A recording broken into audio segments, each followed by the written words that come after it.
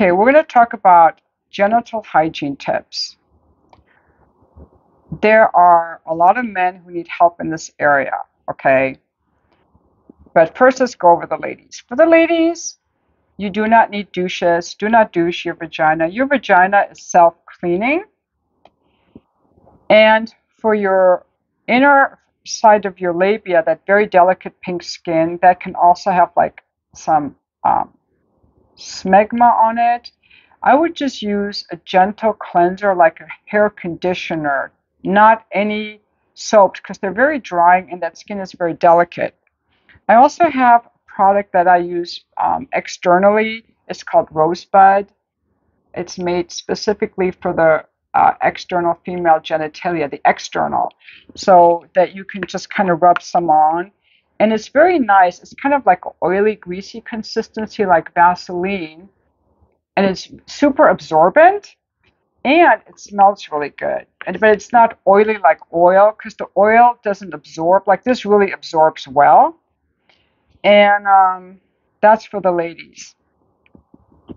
Also, I have a personal preference for not using lube during intercourse. I like to make sure that my partner gets me sufficiently turned on that I don't need lube. However, if ladies need lube, just be careful, because that lube goes into your vagina. And if you're generating your own lubrication, that's like a really nice consistency, more like a silicone lube, because it's very like gliding and it's like a egg white type of consistency, whereas the water-based lubes are not the same. But okay, that's for the ladies.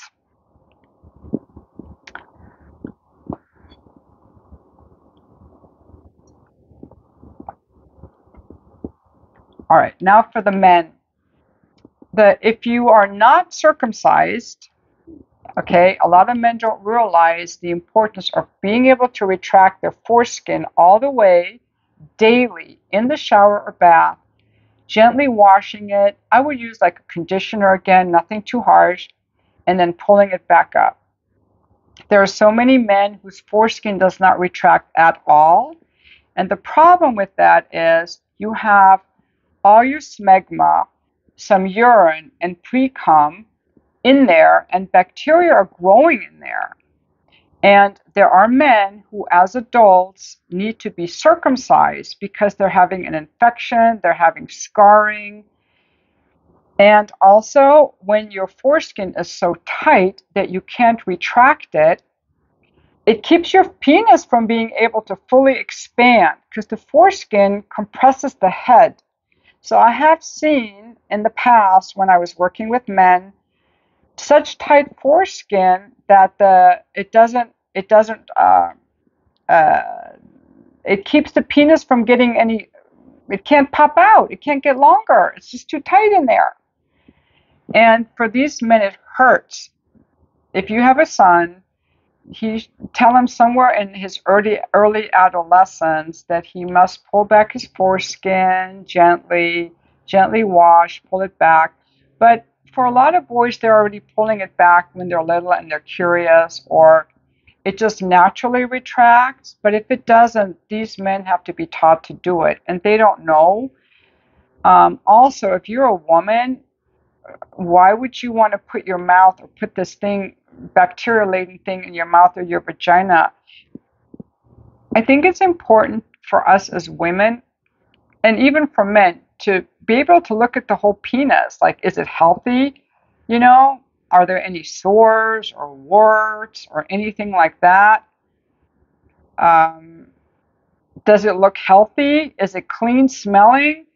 Because some of these uncircumcised men, they're married, and these women are just like having sex with these guys with these germ-infested penises. I think it's really gross, but the men don't know, so don't be hard on yourself if you don't know. I'm just here trying to teach you. And the other thing that a lot of men don't know, if their bellies are big, they can't even see their penis. If you're a man who's overweight and you have a pubic mound, your pubic mound is hiding 1 or 2 inches of your penis.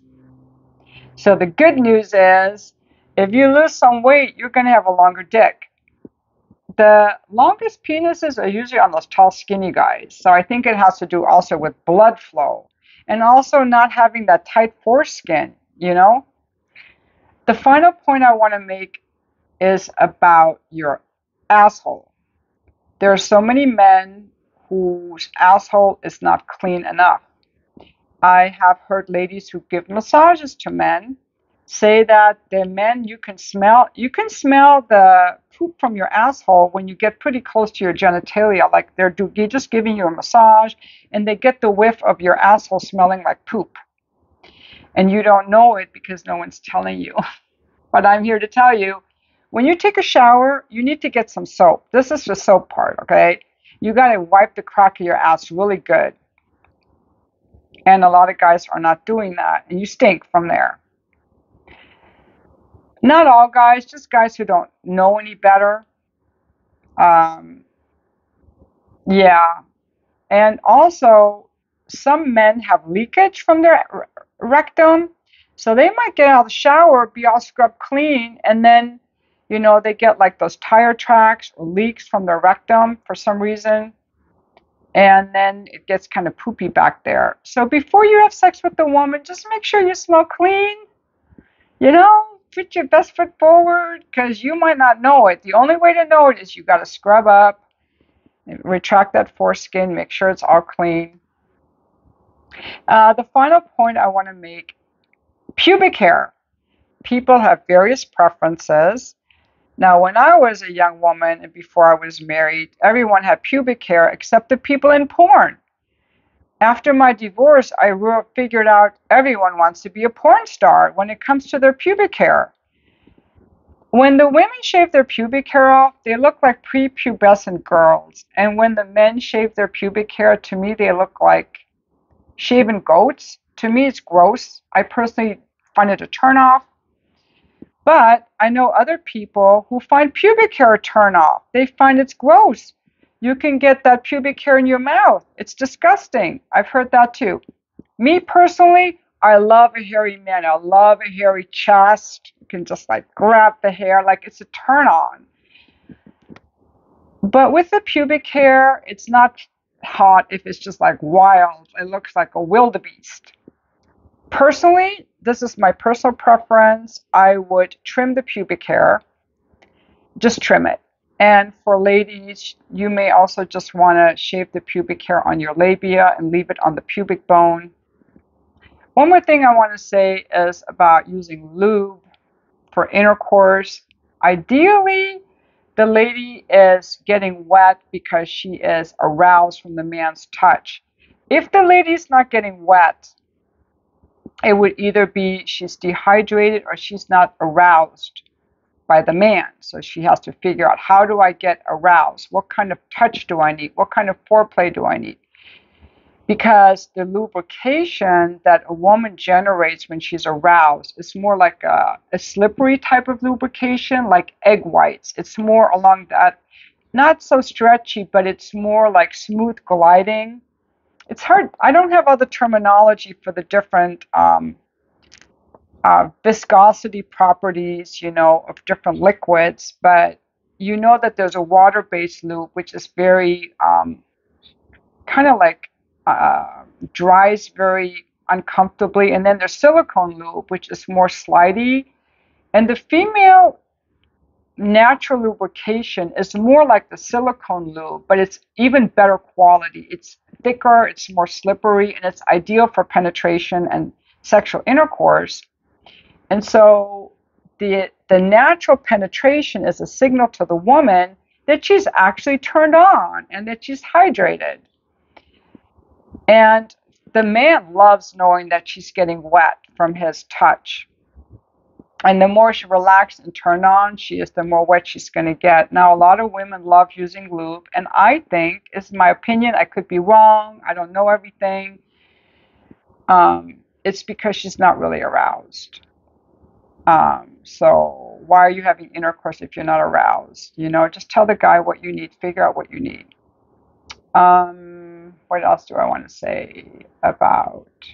Because if you're using lube, you're introducing like a lubricant into your vagina, And do you really want that lubricant in your vagina? Isn't it better to have your own natural lubricant? And our own natural lubricants have a lot of enzymes and antibacterials which protect us from infection. So it's much better to generate our own lubricant and make our body work and generate that lubricant.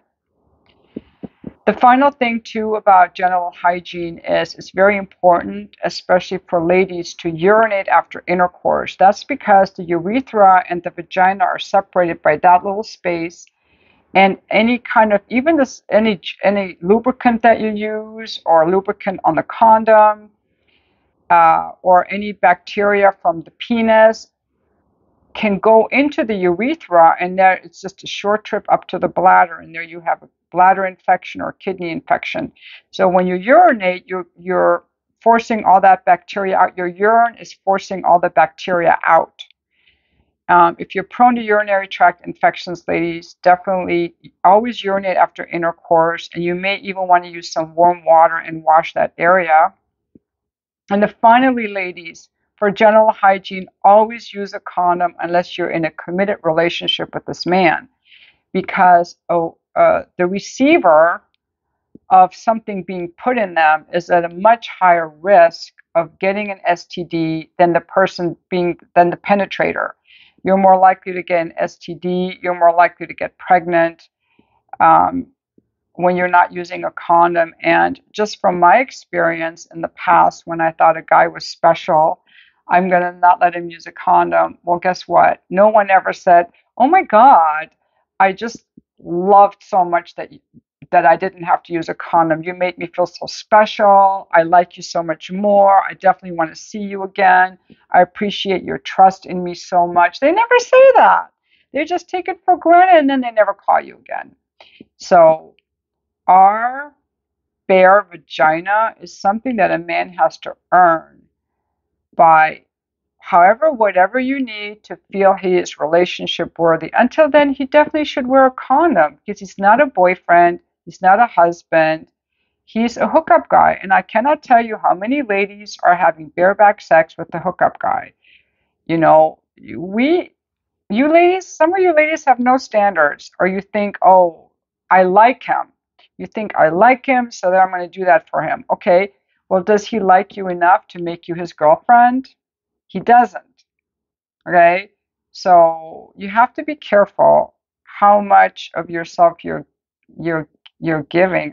I don't think they just. This is my opinion. You can disagree. You can do whatever you want. I'm old school. You know, I just know from my own experience that not using a condom didn't make the sex better for me. It made it better for the guy, but I got nothing more out of it, and they didn't appreciate it, and I was still just a woman that they were fucking.